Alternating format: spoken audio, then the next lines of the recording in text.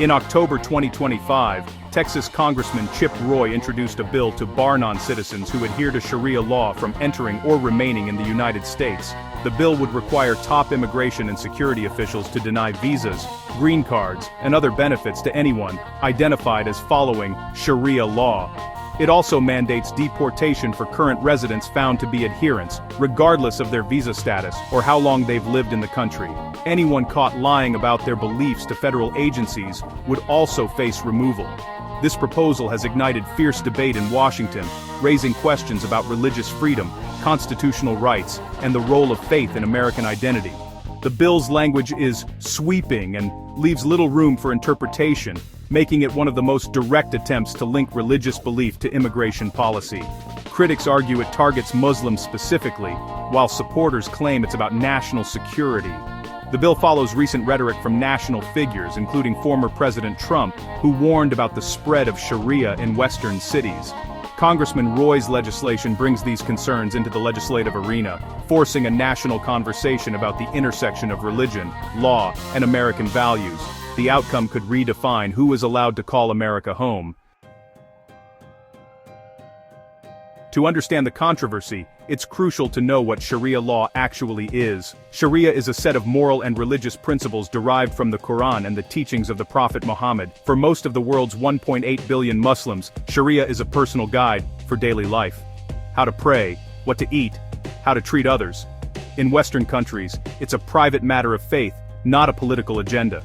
Critics of the bill say it conflates personal religious practice with the harsh legal codes enforced in some Muslim-majority countries. In places like Saudi Arabia, Sharia forms the basis of national law, sometimes resulting in severe punishments and restrictions on women's rights.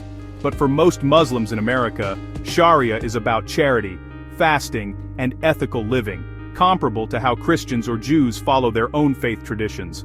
Opponents argue the bill unfairly paints all Muslims with the same brush as extremist regimes.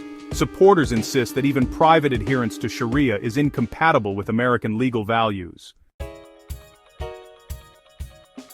Supporters of Roy's bill argue that Sharia law is a political ideology threatening the U.S. Constitution. They point to strict interpretations where women's rights and religious freedoms are curtailed, claiming these values clash with American principles of equality and liberty. Congressman Roy and his allies cite Europe as a warning, claiming parallel societies have emerged where Sharia is informally practiced. They fear similar developments in the U.S. could undermine national unity and the rule of law. The bill has strong backing from conservative lawmakers who frame it as a defense of American sovereignty. For them, this isn't about religion. It's about protecting the Constitution from what they see as a hostile legal system. Critics counter that the bill is a solution in search of a problem, targeting a faith community rather than addressing real threats. The debate has become a flashpoint in the broader culture war over immigration and national identity. The bill has drawn swift condemnation from civil liberties groups, interfaith leaders, and many Democrats. Critics call it unconstitutional religious discrimination, arguing it amounts to a religious test for immigration. The ACLU and Muslim advocacy groups warn it would fuel Islamophobia and endanger peaceful Muslim communities. Legal experts question how officials could reliably determine someone's adherence to Sharia, raising fears of religious profiling and arbitrary decisions. Opponents say the bill sets a dangerous precedent. If Muslims can be banned for their beliefs, what's to stop future laws from targeting other faiths? They argue that America's strength lies in its ability to accommodate diverse beliefs, not exclude them. Supporters maintain the bill is about security, not religion, but critics see it as abandoning core American values. The controversy highlights the tension between national security and religious freedom in a pluralistic society.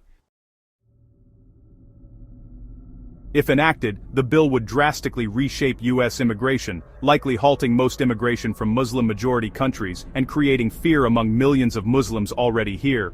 Families could be separated, and long-term residents deported based on officials' interpretations of faith. The diplomatic fallout could be severe, straining relations with Muslim-majority nations and undermining counter-terrorism partnerships. Extremist groups could exploit the law as proof of Western hostility, potentially increasing security risks. Domestically, the bill would face immediate legal challenges on constitutional grounds, likely ending up before the Supreme Court. The debate forces Americans to confront whether it's possible to legislate against beliefs without targeting people. Supporters see it as necessary protection. Opponents call it a betrayal of American ideals. Whatever the outcome, the bill's legacy will shape America's identity and its approach to faith, law, and inclusion.